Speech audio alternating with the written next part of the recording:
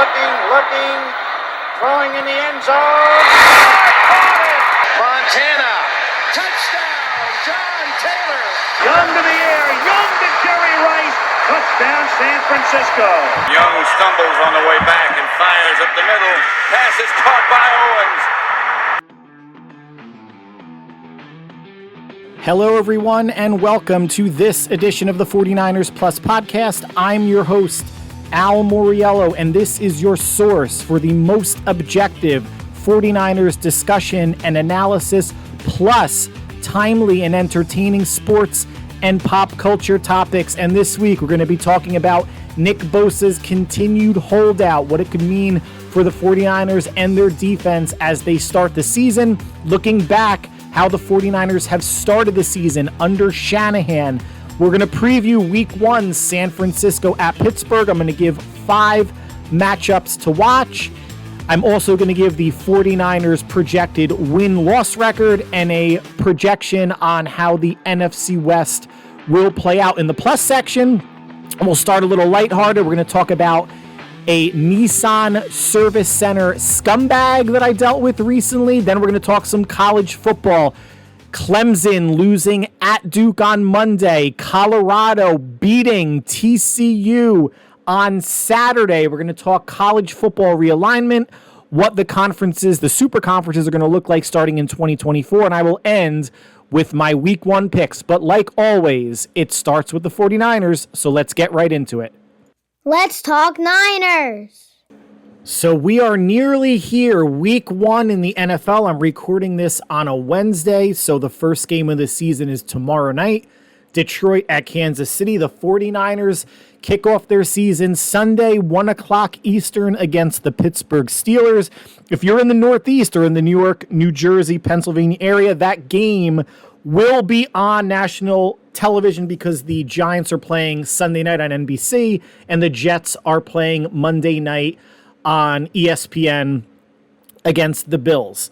But the talk has been Nick Bosa's holdout. I understand, both sides of this. Fans, people are getting very antsy, starting to say that Nick Bosa's greedy and he's not worth it. He's worth it, guys. He is a generational player. He is a Hall of Fame type talent, and he is a complete difference maker on the field for that defense. Combined with the fact that he's a Bosa, they know how to negotiate. His brother Joey with the Chargers a few years ago drew a hardline stance in terms of his contract, and I don't blame Nick for wanting to get every dollar, every $100,000, $500,000, $1 million that he feels he's owed based on the market. And you might have read that there's a difference of about $4 million per year between the teams. And what that essentially is, and I think I mentioned it last podcast, is the difference between the top paid edge rusher and the top paid overall defensive player. The top paid edge rusher is someone the 49ers are going to see on Sunday, TJ Watt, who signed a 4-year, $112 million contract last offseason, I believe. Got a $35.6 million signing bonus, $80 million guaranteed, which averages out to be $28 million a year. You compare that with Aaron Donald, defensive tackle of the Rams. After their Super Bowl, so 2 years ago, he signed a 3-year, $95 million extension with a $25 million signing bonus, $95 million guaranteed, so that's basically everything, right? Which averages out to $31.7 million per year. So $28 million to $31.7, that's $3.7 million average, and the media rounds it up to $4 million just to make it a nice, even number. Going into this negotiation, and I said this last week, anybody that thought Aaron Donald's contract was not the floor of where Nick Bosa and his agent were going to be negotiating needs to get their head examined. The Bosas, like I mentioned, are going to negotiate hard. It's crazy that it has still taken, 5 days before the regular season starts, and he is not signed. And obviously, the closer we get to week 1 or past week 1, depending on how San Francisco goes, if they lose to Pittsburgh and the pass rush looks anemic, that's even more leverage on Bosa's side. I don't believe they have to break the bank for him. But this is a player, again, and I've said it, and you guys know it, he won Defensive Rookie of the Year in 2019. Defensive Player of the Year last year, 2022. He's been in the league for 4 years. He's got 43 sacks. He's averaging almost 11 sacks per season. And oh, by the way, he missed 14 games in 2020 when he tore his ACL. So that's really 43 sacks in 3 seasons. So he's averaging 14 sacks a season. If Donald is getting 31.7 per year on average, then I think Bosa is going to come in between 32 and 34. And if 33 is the sweet spot, so be it. In terms of the upfront money, the money guaranteed at signing, the overall guarantees, they need to figure that out and work that out. The 49ers always like to sign a player a year early, which they are doing with Bosa. He is under contract this year. And if he does not play week 1, he starts missing game checks because he is under contract. It is Bosa's 5th-year extension. He's part of the team. It's not a franchise tag or anything that he has not signed. He is under contract. So the 49ers are thinking of it from how much can we give Nick?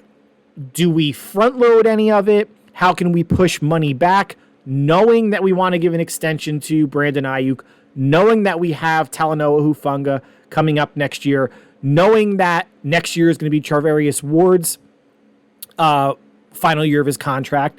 And then they're going to have to see if they're going to want to extend any players the next couple of years, like a George Kittle, like a Fred Warner, like an Aaron Banks on the offensive line, a Spencer Burford, a Colton McKibben.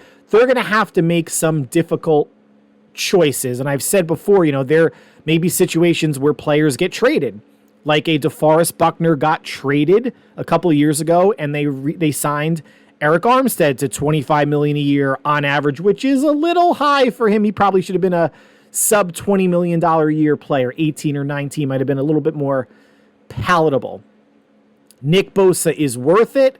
He should be the highest paid defensive player in NFL history. He's 25 or 26. He's right in his prime. Rookie of the Year, Defensive Player of the Year. You could have made a case for him 2 years ago when he had 15.5 sacks. He had 18.5 sacks last year. He is that guy. As the young folks say, he is him, which as a writer, I just hate things that sound like that, but he is that good. If he's looking for $40 million a year, then you balk. But if we're talking, you're offering him 30 and he wants 34, then, 32, 38, 32 and a half, unless Bosa and his agent are not moving at all, which is not necessarily negotiating. That's just kind of being a prick. And neither side should be pricks because, and we're going to talk about it, the slow starts that Shanahan's team has gotten out to basically every year but the Super Bowl year. But one thing that has not been talked about, at least I don't think, and I read a lot of 49er stuff, which I'm sure you guys do as well. When Nick Bosa signs, they have to release someone. Although Bosa doesn't count as part of the 53-man roster, I went on the 49ers website, went under the page where they have their roster, and there are 54 players on that page, including Nick Bosa. Someone is going to have to get released, and the only 2 positions that to me look heavy is offensive line. Nick Zakiel, I think, is O-lineman number 9. Remember, 8 linemen have to be active on game day. I think he could get cut. Or linebacker. They have 6 linebackers. I thought they would go with 5. They probably didn't want to release anybody if this is a linebacker situation during initial cuts because they wanted to hold on to folks as much talent as they could, knowing the Nick Bosa situation was going to take a little bit longer to iron out. But of those 6 linebackers, I think cut candidates could be Oren Burks. And if they cut him, they save $2.5 million, which is decent savings. If they cut Demetrius Flanagan Fowles, they would save $575,000. not a ton, but it'll help. And if they cut Nick Bosa on the O-line, $870,000. They only have 5 corners. They're not cutting anybody. They only have 5 receivers, one of which is Ray McLeod. He's hurt. 4 running backs, 4 tight ends. I can't imagine one of them going. They only have 9 D linemen with Bosa, 4 safeties, 3 quarterbacks. Is Brandon Allen a possibility of getting cut? I guess so. It would save a couple $100,000, but I think they're going to want to roll with 3 quarterbacks on their roster. Shannahan seems to like Brandon Allen. We saw what's happened again. It's not just last year. It's not just the championship game. It's been since 2018, the quarterback injuries under Shannahan. So to me, it's either Nick Bosa on the O-line or Oren Burks and Demetrius Flanagan Fowles. And we're going to get into the kicker situation, actually, let's talk about it now. So the 49ers released running back Brian Hill from their practice squad and signed Matthew Wright, a kicker, and they're going to hold on to Wright to see if Nick Moody is healthy or not healthy for the Steeler game. And if not, they can promote Matthew Wright on Sunday morning to the active roster. If Moody starts feeling better tomorrow, Thursday, Friday, Saturday, and he looks like he's a go, then, and Bosa signs, and they can release Bosa. If Bosa clears through waivers, they can release Wright off of their practice squad and sign Nick Bosa back to the practice squad if they like him that much. I mean, they like him enough that he's on the 53-man roster. And the same with one of the linebackers as well. Something to keep an eye on, unless I miscounted, and I counted multiple times, pointing at the screen, counting out loud like a child. Someone correct me otherwise, but there's 54 once Bosa signs and solidifies his roster spot again, which he's obviously on the team. Someone's going to have to be released. So we talked about slow starts under Kyle Shanahan. Here they are, 2017. His first year started 0-9. 2018, 1-8. They started out 1-1. Jimmy got hurt week 3 at Kansas City. Then it was all downhill from there. 2019, the Super Bowl year, started out 8-0. 2020, COVID year, it fell apart the latter half of the season, but they started out 4-4. 2021, NFC Championship year, 3-5 before saving the season, beating the Rams on Monday night at home in Santa Clara. And last year, 4-4. So after 8 games, they've only once started above 500, and that was the year that they went to the Super Bowl. They just have to get off to a decent start. And we're going to go over the schedule. It's a tough ask. Week 1 at Pittsburgh. Then they do have some winnable games after that. But this is all the more reason, and I'm sure Shannahan, chief negotiator Parag Marath, John Lynch, and others aren't looking at this historic slow start record and saying, well, we really got to make Bosa a priority and an urgency to sign, and we can't. Past performance or poor performance is not indicative of future anything, but you're not putting your best foot forward out there week 1 on the road against a good team if you don't have your best defensive player on the field and a top 2 player on your team. Now let's get into that matchup, and the way we could look ahead is by first looking backwards. 2022, how did these teams end up? So San Francisco 13-4, obviously lost in the NFC Championship game to the Philadelphia Eagles.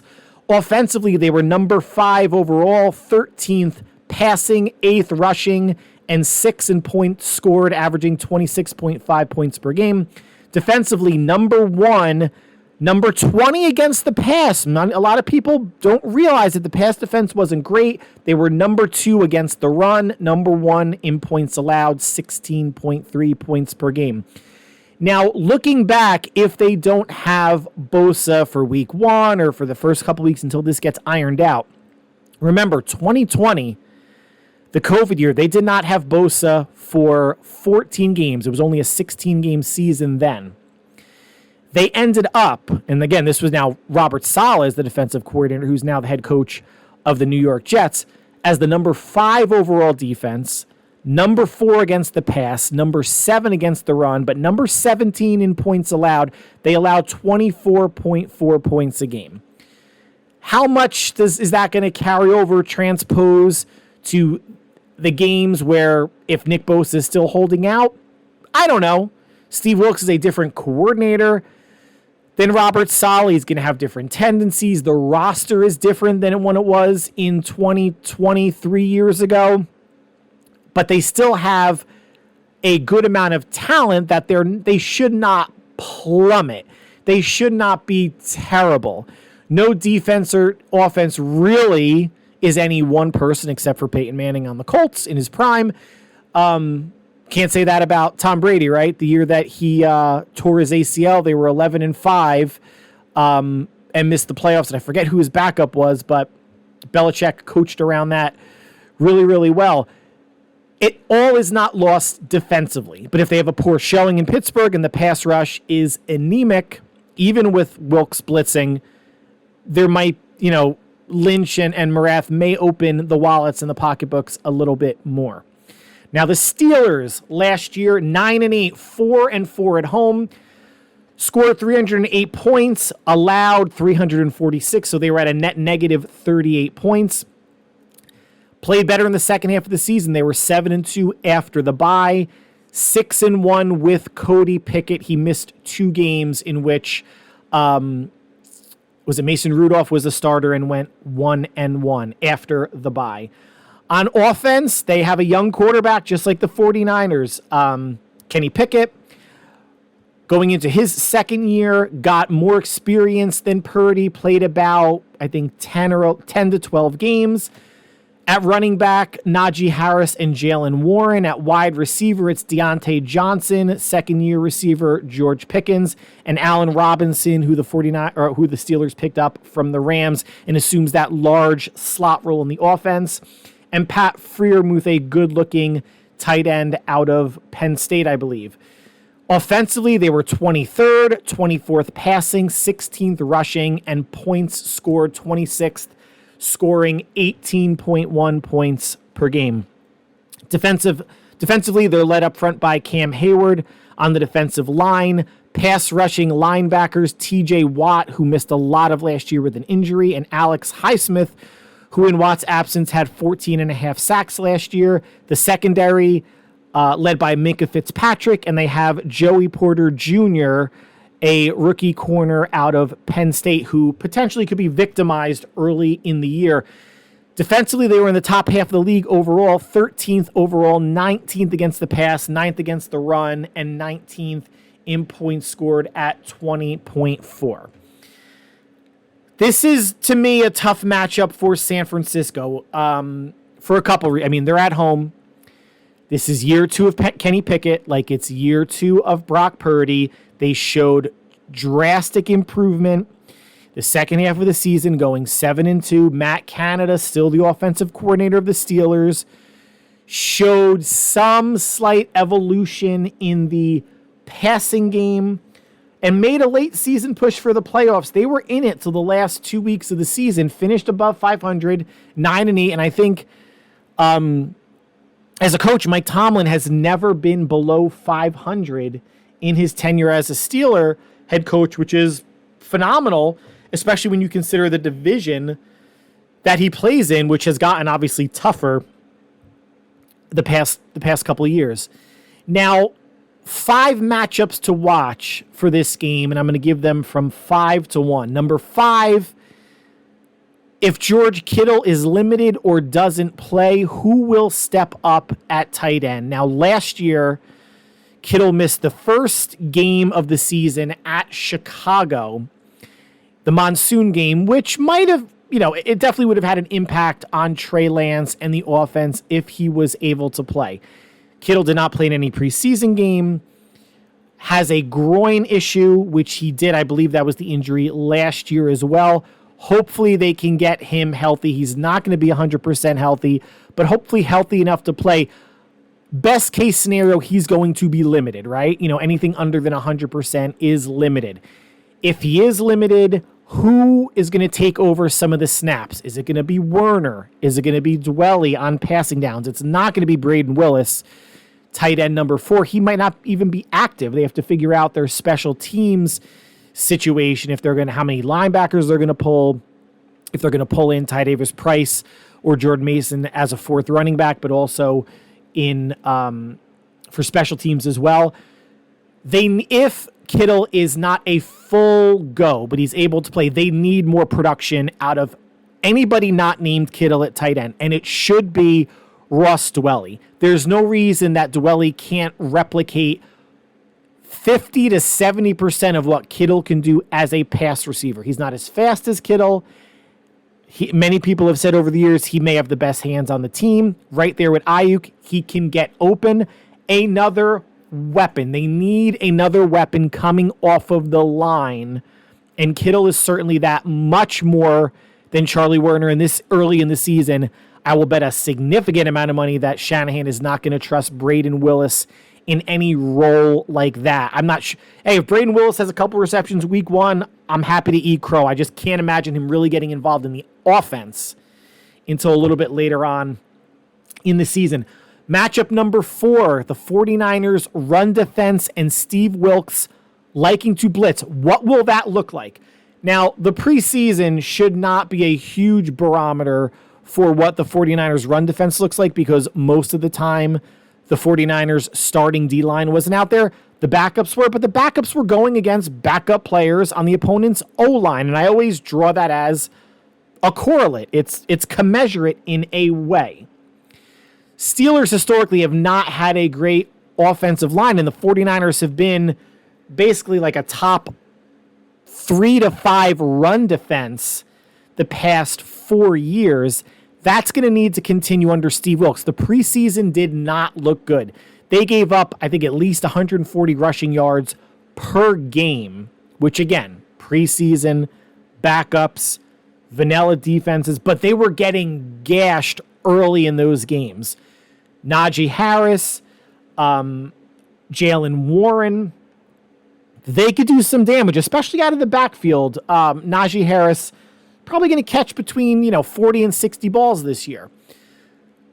Run defense and blitzing, if they are not able to get pressure because Bosa is not with them, what does the D-end rotation, look like? And we're going to get to that, soon. But Shannahan has said he is not a big proponent of blitzing. He likes the cover 3 defense. He likes to play a bend but don't break type of defense. And with a young quarterback like Kenny Pickett, it's it's one of those teams, and even on offense, let the other team make a mistake.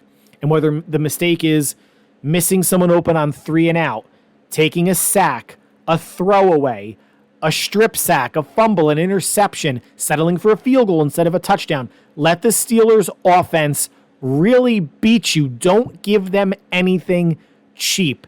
If you're listening to the podcast last year, I hated when DeMeco Ryans, even though, again, San Francisco was number 1 overall offense, number 2 against the run, number 1 in points scored, but number 20 against the pass.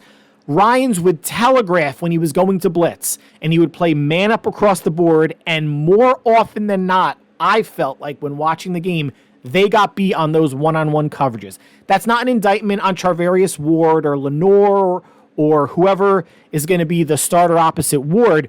You just saw it coming. And if I could see it coming, an offensive coordinator can, and certainly a quarterback. Can they stop the run? Can they control the pass without having to commit 5 or 6 guys blitzing Pickett? And if they do that, they have to make sure they get home or disrupt things so there aren't big gains whenever the 49ers are blitzing. That leads into number 3. What's San Francisco's secondary combination going to look like? We know it's Charvarius Ward on the outside.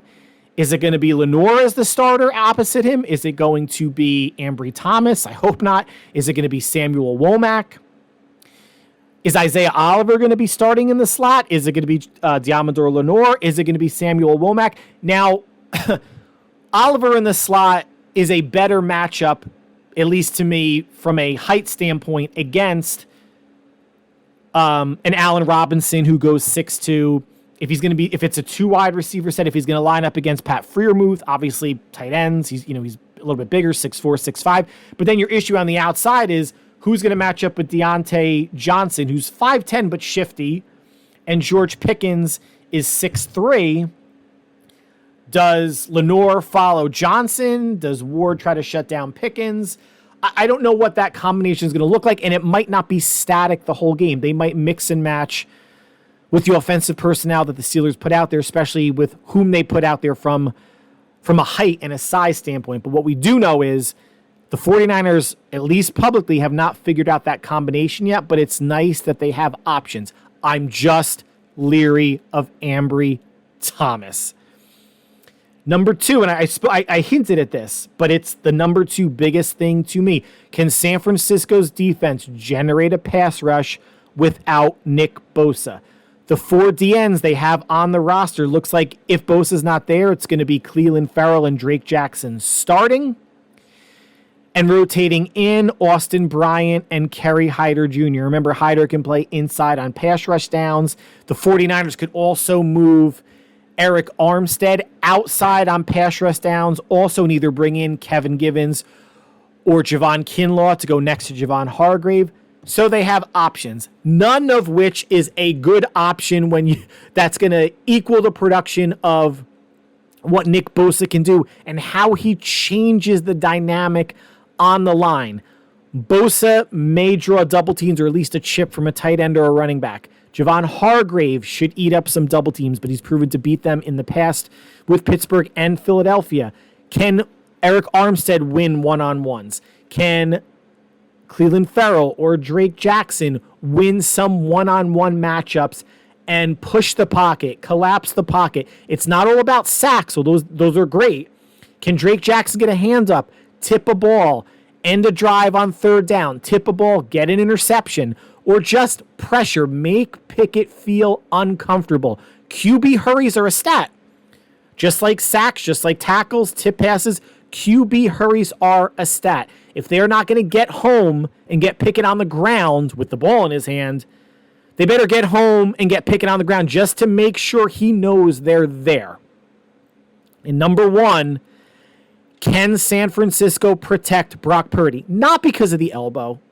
Is that going to be a concern for all of us watching the first time Purdy gets sacked or takes a blindside hit or takes a hit that looks similar-ish to his right side? Hopefully not with his arm up, bent in that 90-degree position from Hassan Reddick, in which he got hurt in the NFC Championship game. But are we going to hold our breaths the first time that Purdy gets hurt getting hit on that side? Sure. At least I am. But can Trent Williams and especially Colton McKivitz block TJ Watt and Alex Highsmith all game? They're going to be coming after Purdy. He was ranked number 1 against the blitz his rookie year. Yes, it was a 6-game regular season sample. Yes, it was an 8-game total sample, including the 2 postseason games at home against Seattle and Dallas that he played.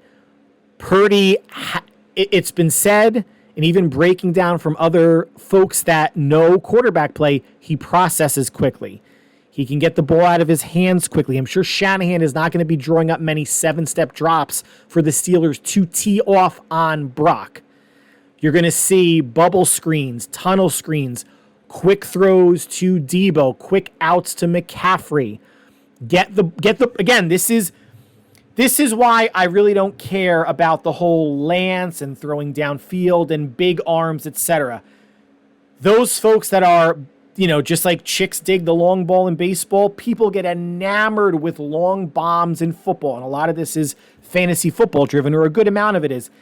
If we are obviously fans of the 49ers and agree that Shanahan's offense is yak, yards after the catch, and we're talking about yak bros, the yak bros being Debo Samuel and Brandon Ayuk, George Kittle, McCaffrey, rookie Ronnie Bell coming up wanting to be Juwan Jennings, another one of those, then yards after the catch is generally yards after a short completion, not yards after a 35, 40, or 50-yard bomb downfield. If it's there, we're going to take it. But again, guys, West Coast offense, Yak offense, Yak bros. Purdy is what he showed last year, a very good facilitator for the offense that Shannahan has developed and has further tailored to play into Brock's strengths. So again, 3-step drop, 5-step drop, screens, get the ball out, mitigate the 49ers pass rush, especially knowing you have not a rookie, but a newer right tackle out there, and they're probably going to put TJ Watt over McKivitz. I would do that. And if that's the case, you're going to have to help with a Charlie Werner. You're going to have a running back or a Juszczyk chip him before he releases. And then if that's the case, what is the interior pass rush going to look like if they send a Minkah Fitzpatrick or another linebacker up the gut? Can Brendel and Banks and Burford communicate to pick up anybody blitzing or stunting? Protecting Brock, not just this game, but all season, obviously goes a long way into getting wins in the 49er win-loss column. Now, my prediction for the game, I'm assuming Nick Bosa is not going to play, and I'm assuming George Kittle is going to be limited. I think the Steelers win this game in Pittsburgh. Terrible Towels are going to be going nuts. There's going to be a good 49er contingent. The 49er faithful travel well. I don't like this matchup so early in the season with a team that's got good outside pass rushers. The secondary can be had. Yeah, Minkah Fitzpatrick, that's great, but he's not going to be all over the field covering everybody. The Niners have to establish the run with both McCaffrey, hopefully Mitchell's healthy, Jordan Mason as well. They can play time of possession, and Brock's got to be a facilitator. Is it a winnable game? Of course it is. I just don't have a great feeling about it. Preseason run defense, that shouldn't color my opinion totally, but the run defense didn't look great. Steve Wilks' first game when it matters as defensive coordinator. There could be some things that he's learning on the fly. That could be learnings coming out of game 1, game 2, that first month of the season. It's not like he hasn't been a D coordinator before. He's a very seasoned coach. This is his first game when it matters with this team, with this unit, with this defense, without his best player, Nick Bosa, and how he's going to scheme things up. I think this is a game Pittsburgh wins 23-20. Now, let's look at the rest of the 49ers schedule. I'm not going to go week by week. I did that. I'm not going to do it for you guys. I did that, and I broke this up into games that I think they're going to win, games I think they're going to lose, and games that are a coin flip that can go either way. I think their wins come at the Rams in week 2, at home against the Giants in week 3, at home against the Cardinals in week 4, at home against Tampa in week 11, at Arizona week 15, at Washington week 17, and at home for the Rams in week 18. So that's 2, 3, 4, 5, 6, 7 games that I think the 49ers should win. Now the losses, I think the games that I think the 49ers are going to lose, week 12, Thursday night at Seattle.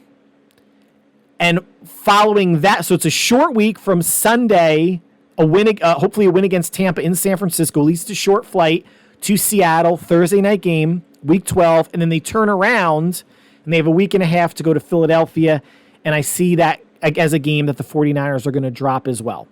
So I see, are they going to lose more than 2 games? Yes, and I'm going to get into that, but those are the 2 games that I worry about and that I think that they're going to lose. The either way games, week 1 at Pittsburgh. Now, I just picked that as a loss. Week 5 at home against Dallas. Tough team, good team.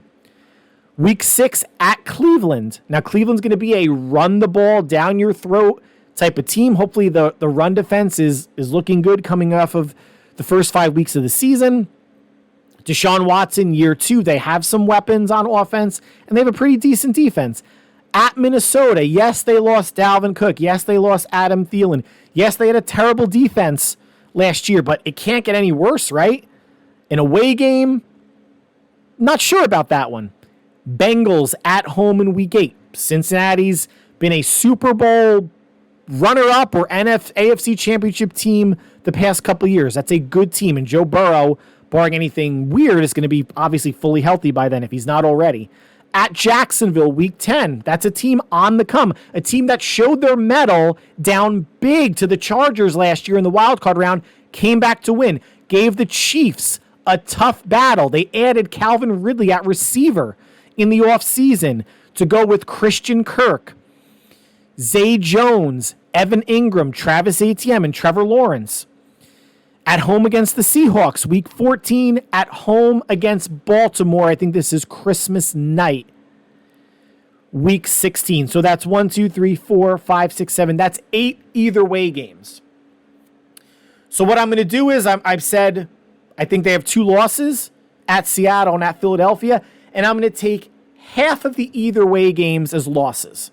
So I'm going to say for this team, 11-6 feels like a fair estimate. Now this is, they're going to go through injuries, much like every NFL team does. It's, can they minimize the injuries? Are there not catastrophic multiple injuries to key players?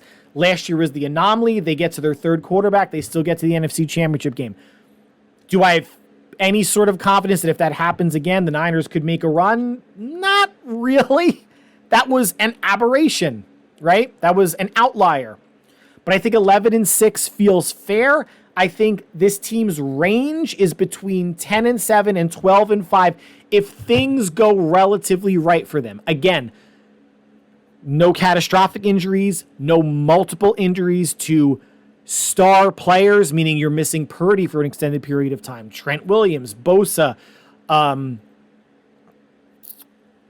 said Purdy already, say an Ayuk or a Debo, a Kittle, a Charvarius Ward. Like they are, the Niners have a lot of star power, a lot of very good players, but if you take a handful of them off the board, just like any team, I'm not saying anything that wouldn't apply to any other team in the league, but this is the Niners. Again, when's the last time you heard about a team that had 2 kickers hurt and had their kicking situation in flux up leading into the first week of the season? Because it's the Niners. Because part of their colors are red and white, which is like what a first aid hospital or ambulance colors look like. And they have gold also, but obviously red and white. Got to throw that in there. So 11-6, 12-5 wouldn't be shocked. 13-4 if things break right, but I think 10-7 if things go the way that we want to health-wise and everyone performs even 80% what we're expecting. I think 10-7 is their floor. Now let's look at the NFC West real quick. I think the Niners win the NFC West. Even at 11-6 or 10-7, I think they win the NFC West. Seattle is going to be a team that's better than people think. And there are some people that are predicting the Seahawks to win the NFC West. Good for them. I'm not one of them. I think Seattle's going to go 9-8 again. They are rebuilding the Legion of Boom with drafting Witherspoon to go with Tariq Woolen on the outside. You have Kobe Bryant in the slot. You have Jamal Adams coming back at strong safety. Diggs is the free safety. I know Adams isn't healthy week 1, but I'm assuming he will be healthy. They brought in a few DNs in free agency. Their rookie offensive tackles from last year who played well are now in year 2. They have good receivers and drafted a rookie out of Ohio State who should see some playing time. And Kenneth Walker is a good, hopefully for them, durable running back. This team is not a pushover. They overperformed last year. They were ahead in the NFC West, and they came back to the pack. The Niners swept them, got a home game against them in the playoffs, and beat them pretty soundly. But this is a team that was probably a year or 2 ahead of their rebuild, and I think this is a team that could be better than last year, but still have this same record, a 9-8, maybe a 10-7. Is 8-9 a possibility too? I guess so, but this feels like an above 500 team that could give San Francisco some problems in the NFC West and other teams as well. The Rams, I have them going 11-6. This may seem optimistic to some people, but there's still Stafford, there's still McVay, there's still Aaron Donald, and there's still whatever Cooper Kupp's going to give you when that hamstring gets right. And they should probably sit him for the first week or 2. Week 1, they're going to Seattle. They're going to lose. You might as well just sit him, get him right for games that they have a chance to win. They traded Jalen Ramsey to the Dolphins in free agency. They released Bobby Wagner, who went back to Seattle. They lost 2 D tackles, 2 cornerbacks. They have a lot of young players. Again, they had their F them draft picks mentality. They got their Super Bowl. Now they're paying for it. Is this a totally talent depleted team? No. It's just not a really good team. But I can see them going 5-12. I'm picking 6-11 for the Rams.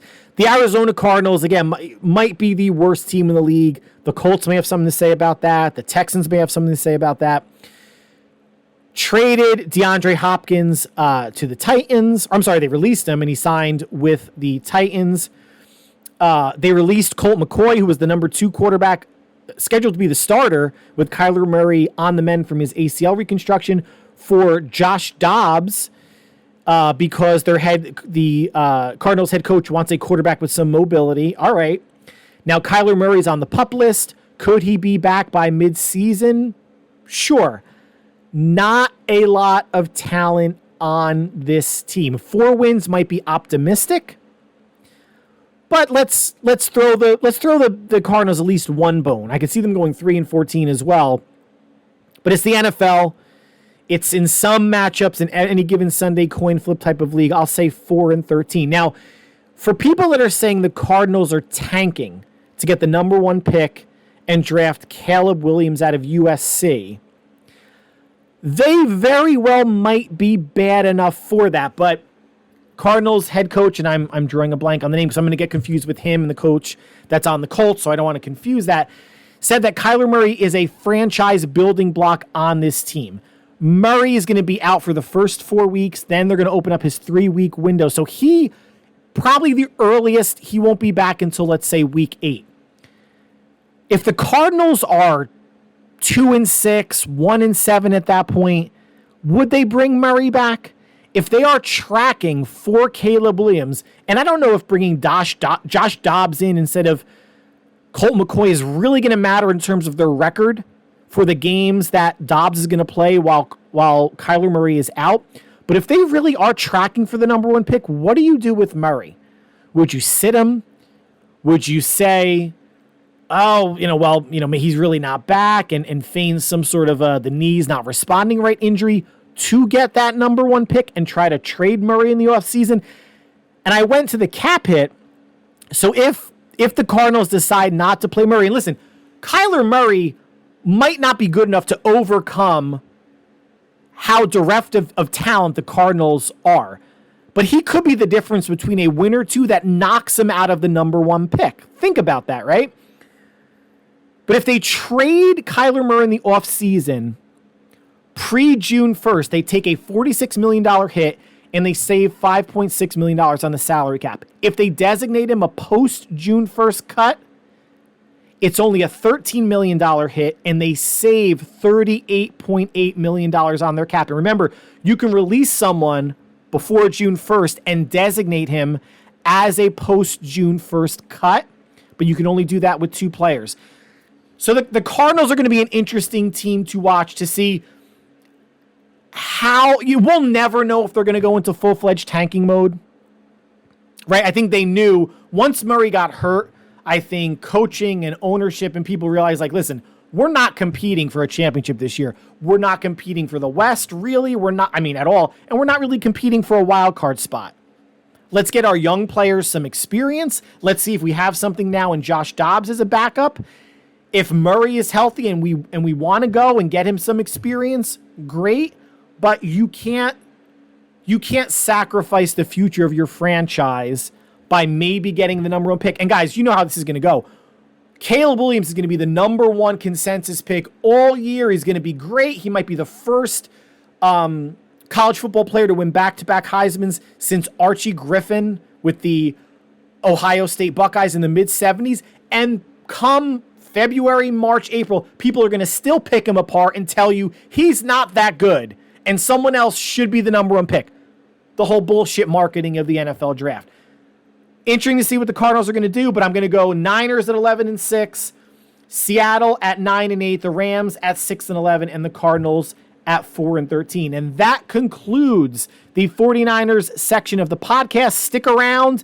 I'm going to start bitching and moaning about Nissan's service section of their dealership, scumbags that are there. We're going to talk some college football, the Duke-Clemson game, the Colorado TCU game. I'm going to talk college football realignment, and we're going to get into Week 1 NFL picks. Stick around.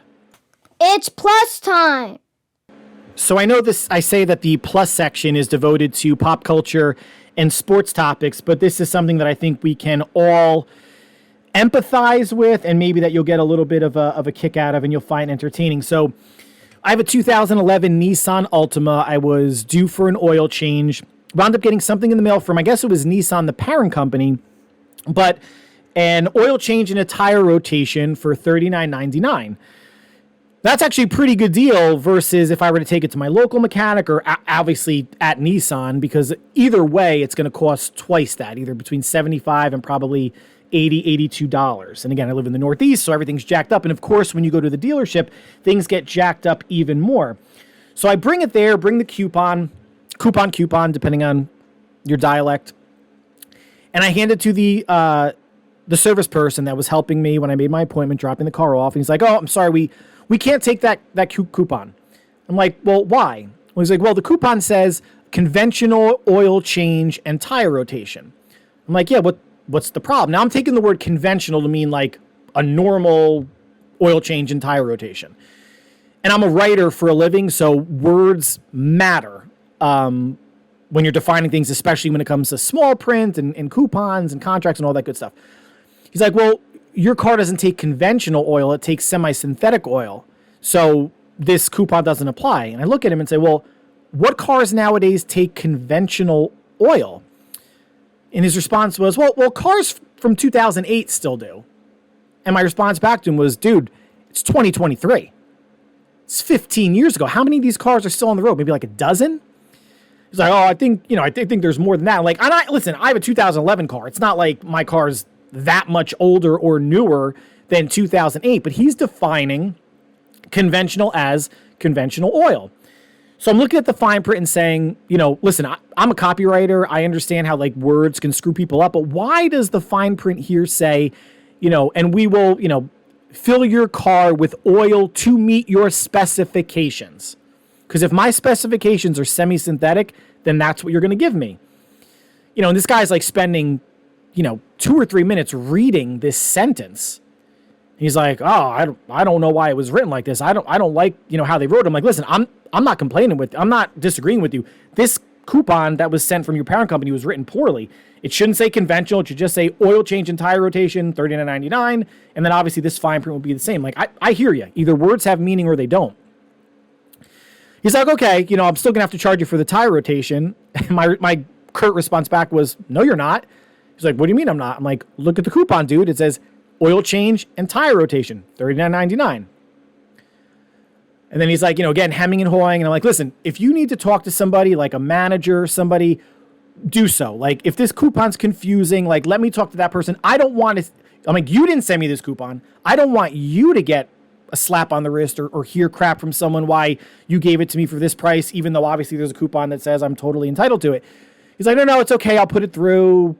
Okay, fine.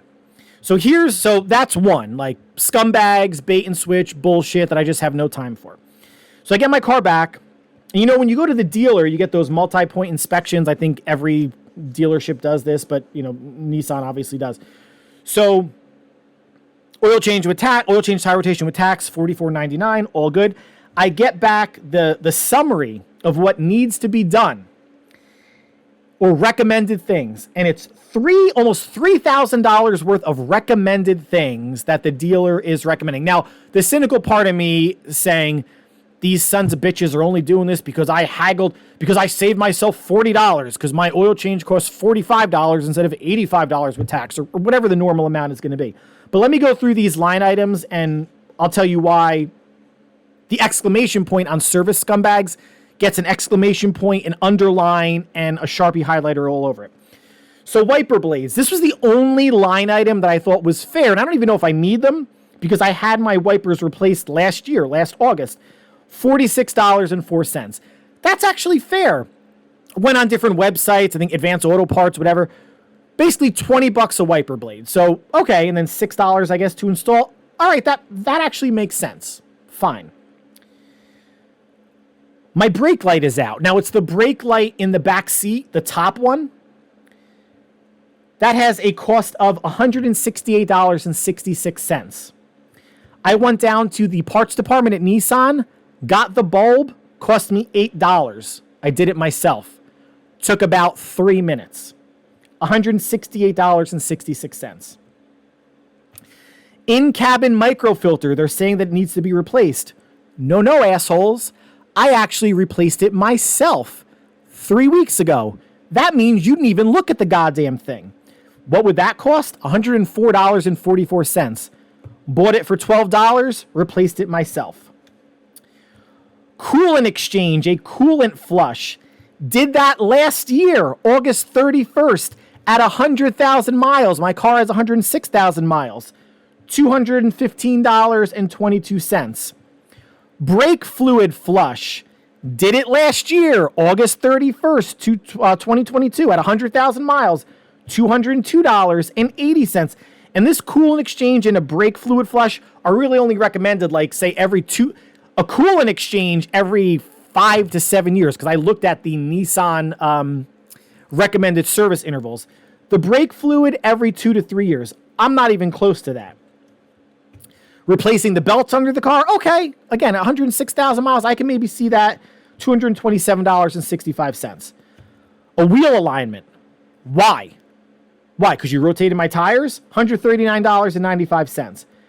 Rear struts and shocks? Again, maybe. 106,000 miles. I don't recall the last time I replaced them. $745.70. Not going to you for that. Spark plugs and PVC valve. Now, this one actually may be legit because per the service manual, it says I should replace my spark plugs for my car every 100,000 miles. I haven't done it yet. $408.04. If I do that, I'm going to take it to my actual mechanic and not go to Nissan. And here's the laugher of all laughers. Brake pads and rotors replace rear brakes. $512.64. It's overpriced, right? Because you're always going to the dealer. But on my multi-point inspection, brake condition, left front, left rear, right front, right rear. Green, green, green, green. So this just goes to show, are people actually checking? Are service technicians, if you're getting an oil change and it takes them about an hour, are they really going through checking all these items? And I have it in here. Horn, headlight, wiper blades, in-cabin microfilter, coolant, brake filter, dry belts, rear, like, you guys have seen this checklist, right? My tires are all good, all four. So, of what's here, the belts, the struts, and the spark plugs, so that's going to be about maybe $1,350, $1,400 worth of work. If those are needed, I'll go to my normal mechanic. And here's the cherry on top. This is, now, I didn't complain to anybody about this. This is just me venting on the podcast, but I looked at this and I'm like, you sons of bitches, you're just trying to milk me for money. Karma. After I had my oil change, I went to a shopping mall with my kids. They wanted to go to a GameStop to check out some games. Didn't get anything. My younger one was a little upset about that. He thought he was going to get a game, even though I made it clear, Daddy has no money on him. We're not buying anything. So get into the car, I'm pulling out. I accidentally, those like islands that look like a curb that sometimes they have in front of where you park or to the side of where you park. My younger son distracted me that I kind of drove on top of it and over it. Heard the scraping of everything, and I'm like, shit, I'm going to, now, I don't know if I did anything, dropped it off for my mechanic to look at. This was, I think, Saturday or Sunday. He looked at it on Monday, didn't find anything, knock on wood, no damage. But that cost me $25 just for him to look at. So $25 plus $45 for the oil change is $70. I guess I saved about $10 going to Nissan because karma's a bitch. And contrary to Taylor Swift, karma, certainly not my boyfriend. It's not a cat. It's not a Vegas acrobat. And in this instance, me and Karma certainly do not vibe like that. thought you would appreciate that story in general, but especially the dealer markup scumbag situation that I'm sure we could all empathize with. A couple good college football games and upsets that I wanted to talk about here in the plus section. So first, let's go over the more recent game. Number 9 Clemson was at Duke on, I believe it was Monday night or Tuesday night. Clemson was a 12-point underdog. Duke wins 28-7. Head coach Dabo Swinney, while disappointed, he said that this was a weird game, and I'm not going to disagree with him. I mean, Duke didn't necessarily work Clemson over, even though it was a 21-point win. Listen to some of the stats. So, yards-wise, Clemson had 48 more total yards, 12 more first downs, won the time of possession battle by 7 minutes, lost the turnover battle 3-2, and this is a team in Clemson that threw for over 200 yards and ran for over 200 yards. And that correlated to an overall 108 wins and no losses all time for the Tigers before the game on Monday night against Duke. Ultimately, Clemson's downfall was they were terrible in the red zone. They had 2 short field goals blocked, 2 fumbles at first and goal at the 1. So I know a lot of heat last year was given to quarterback DJ Uiagalelei, who's now the quarterback at Oregon State. But with the new offensive coordinator and all of these miscues, Clemson has to figure it out. I mean, the ACC is pretty much a joke. You know, we'll see how good Florida State's going to be. How good really is North Carolina? I'm probably forgetting a team, but those are the only 3 teams that jump to mind. Now, Clemson dropped from number 9 to number 25, and Duke is now ranked. They're 21st, but it's one of those. This is one of those things that I hate about college football, saying if you're going to lose early. If Clemson had this loss and say they were number 9 or 12 or whatever, trying to edge into the college football playoff or a prestigious bowl game, and they lose this game in October, end of October, their season's shot. And I understand the whole, if you lose early, there could be positive momentum. You could show that you're a better team October 30th than you are September 3rd. Like, I get all that stuff, but to me, a loss is a loss, and it needs to be factored as independent of timing. But good for Duke. A 28-7 win. I think that a lot of people, maybe you take, Duke getting in the 12 and you think maybe it's a game Clemson wins 30-20 or 24-14. But a 28-7 final, although, that this is one of those games where the score, the game was a lot closer than the score indicated. Duke earned that 28-7 win. It was 6-0 Duke.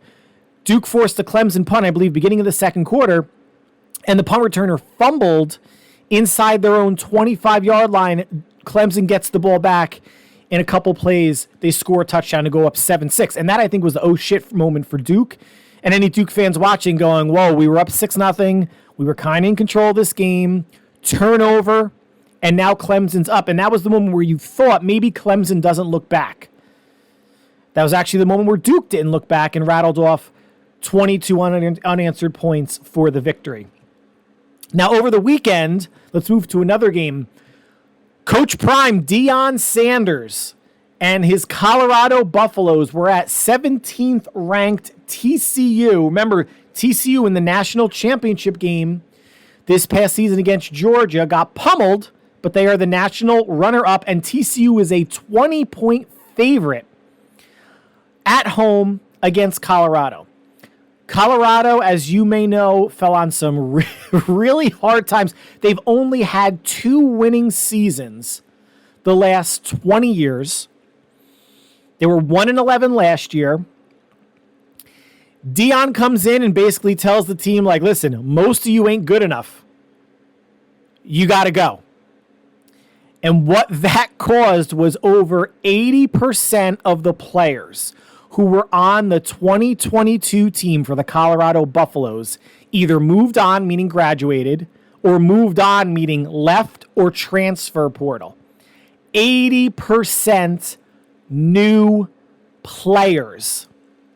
Now, there's a reason Colorado was open, and it's funny, Deion was a coach at Jackson State, an historically black college university, got some players there because he's Deion, got players that should have been playing in the main division of college football, but went to a lower division because it's Deion. When Deion, if you're the family or you're that player and Deion makes the call, you take that call.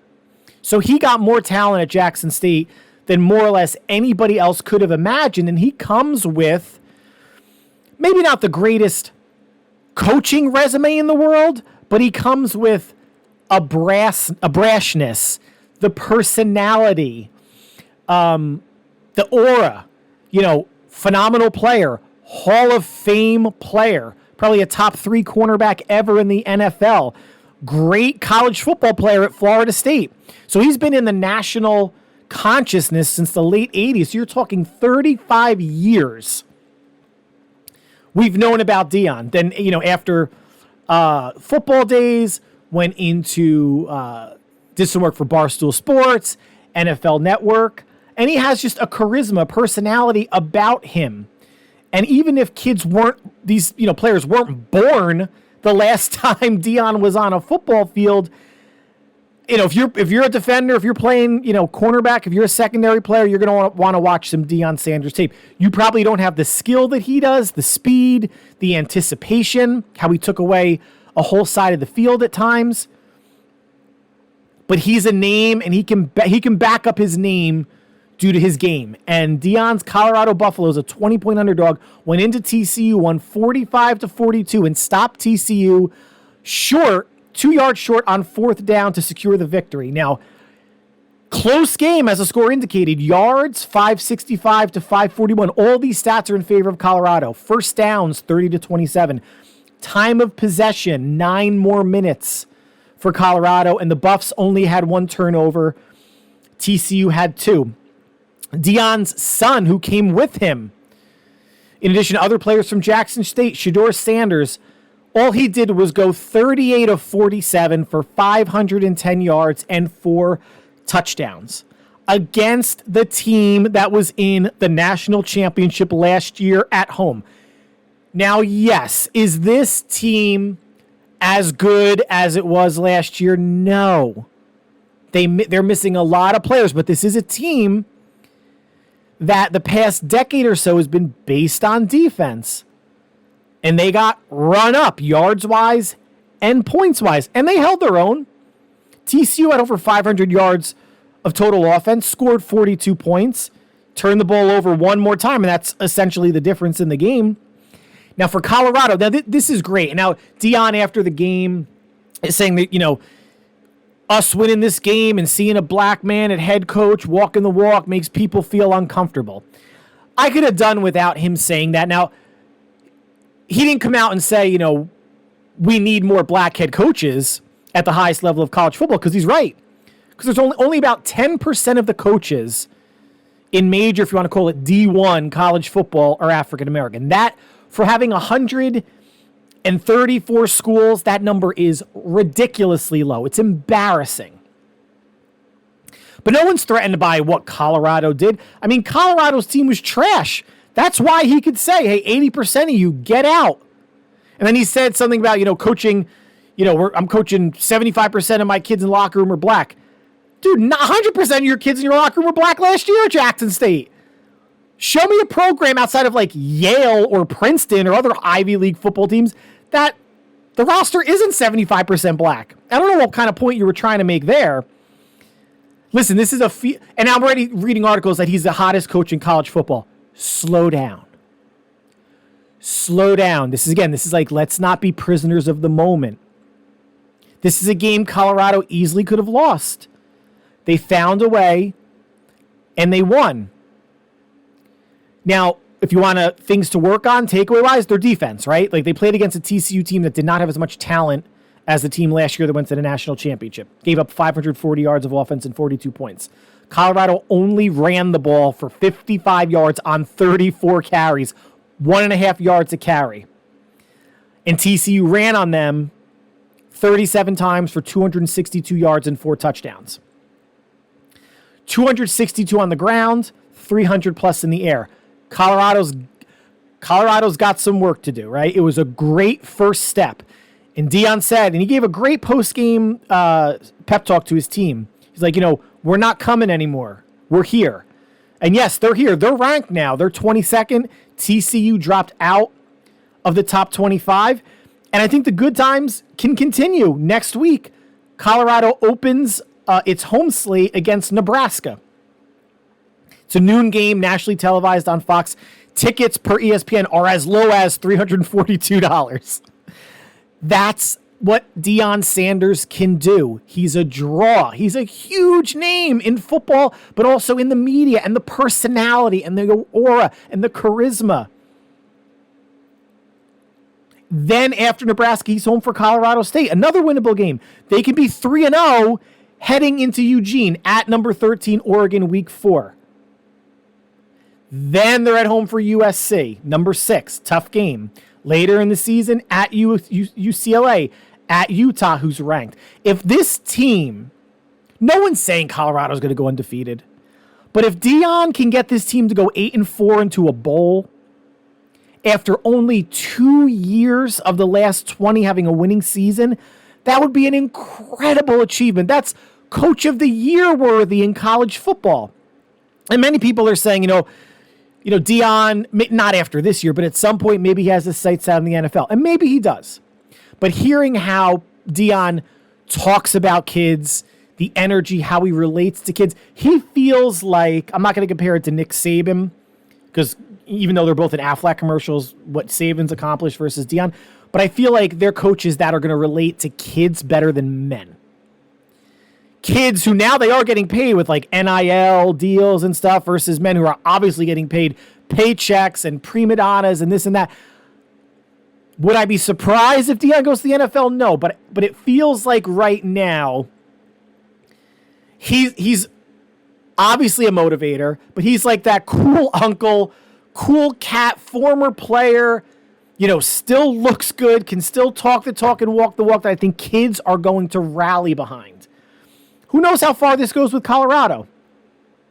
But a great first step, and I think Colorado is taking the steps towards a winning season, which would make the administration, the fan base, everybody happy after the garbage that they've seen the past 20 years. They had their spring game sold out for a practice game.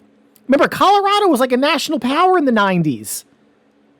Not so much, obviously, the last 20 years. So good for Deion, good for the Colorado Buffaloes.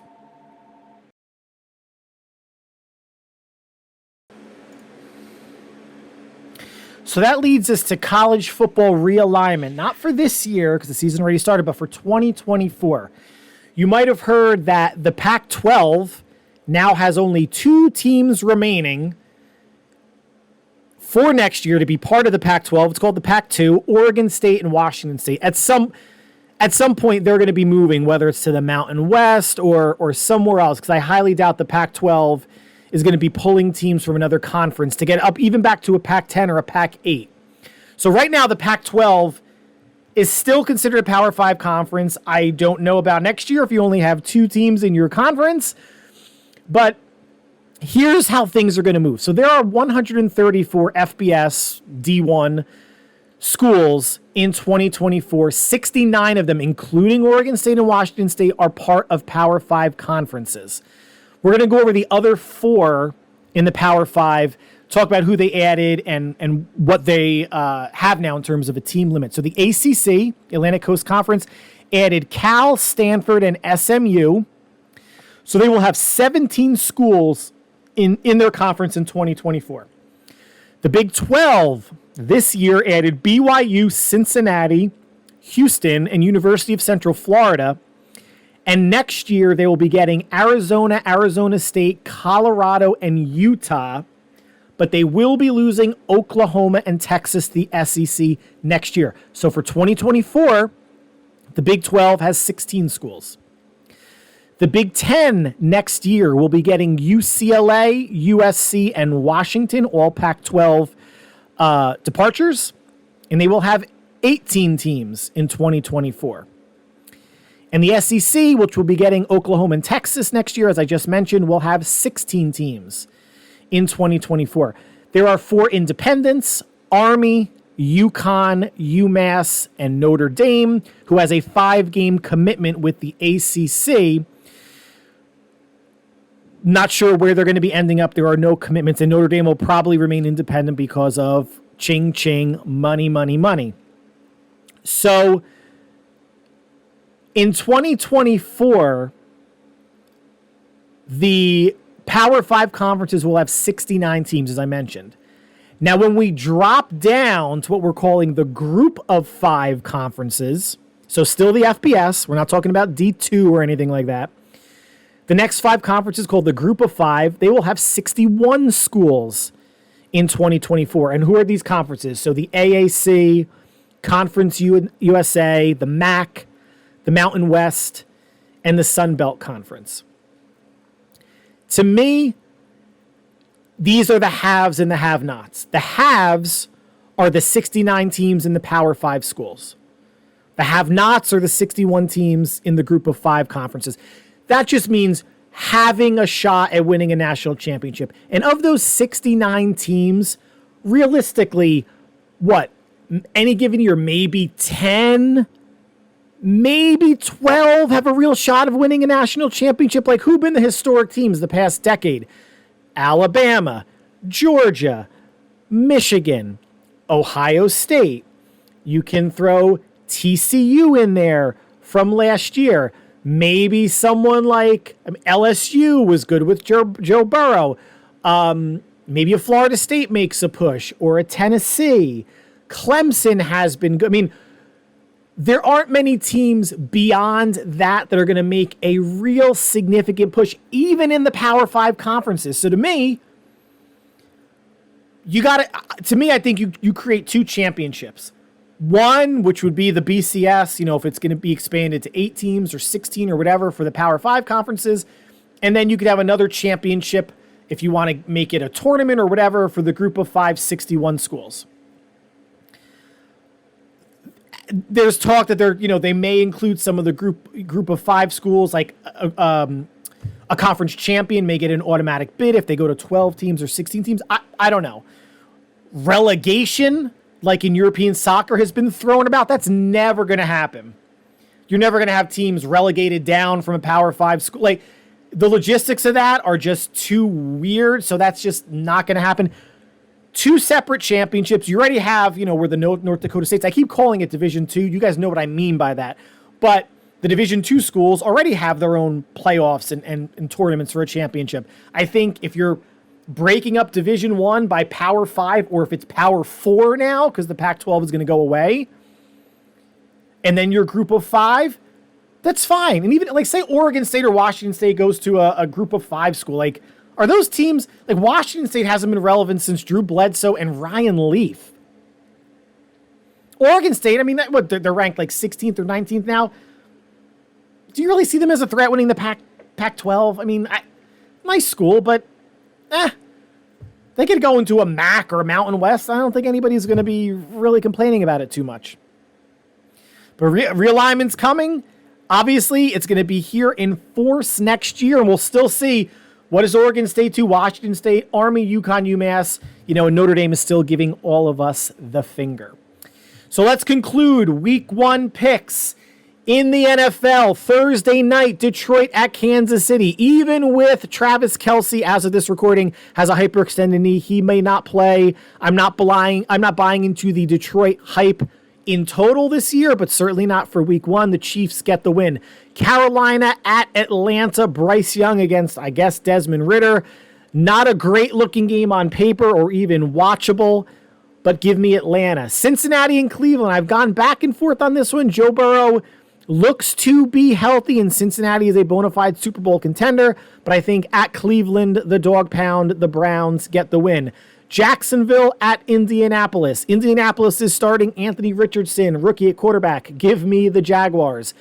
Tampa Bay at Minnesota. I think Minnesota is a team that a lot of people are sleeping on because there's a lot of love out there for Detroit. Really only Minnesota basically just lost Adam Thielen, who's washed up. And if their defense plays even 20% better than what they did last year, this could still be a 10-win team and win that division. I'll take them over the Bucs. Tennessee at New Orleans. I think New Orleans is another team that people are sleeping on. Someone's got to win the NFC North, and it's going to be the Saints, led by Derek Carr. Give me them over Tennessee. San Francisco at Pittsburgh. I already picked Pittsburgh. The worst game by far on the schedule, Arizona at Washington. Josh Dobbs against Sam Howell. Absolutely disgusting. I'm taking Washington only because I have to pick somebody. Houston at Baltimore. This might be the biggest lock of all locks. I think Baltimore's a 10.5-point favorite. Take the Ravens, lay the points, tease it up even more. I would go to 13.5. They're going to annihilate Houston. Green Bay at Chicago. Jordan Love against Justin Fields, who everybody's high on. I'm not as high on them, but I think the Bears finally get the better of the Aaron Rodgers-less Packers. Las Vegas at Denver. I think this could be an ugly game, but I think Sean Payton makes his presence felt immediately and the Broncos get the win. Philadelphia at New England. There may be a Super Bowl hangover for the Eagles, but it won't be in week 1. Miami at the LA Chargers. Should be a fun, high-scoring game. Give me Justin Herbert and the Chargers. Rams at Seattle. I think this is another lock game. I think Seattle really puts it on the Rams. Sunday night, Dallas at the Giants. A bit of a coin flip game, but I will take the Cowboys. They are just the more talented team, and they've really owned the Giants the past couple of years. And we are staying in the Garden State, MetLife Stadium.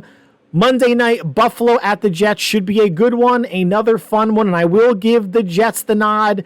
I don't know if the hype is going to last all season, but I think this could be a tone-setting game, and the Jets beat the Bills to kick off their season. So that concludes the plus section and the podcast for this week. Excited, the NFL season is back. Chiefs, Lions tomorrow night. Full slate on Sunday. Sunday night, Dallas at the Giants. Monday night, Buffalo at the Jets. And if you live in the Northeast metropolitan area, the 49ers and Steelers game will be on national television. I'm not sure if it's CBS or Fox. As I mentioned, it's going to be, I think, a tough one for the 49ers, and I did picked Pittsburgh to win 23-20. Obviously not rooting for the Steelers. Going to be pulling for the Niners. But college football back, pro football back, baseball still around, even though baseball sucks. So should be a good weekend of football. Until we talk again, which will be probably Monday, the next podcast, everyone stay happy, stay healthy, and stay safe. Enjoy the football, and we will talk soon. Take care.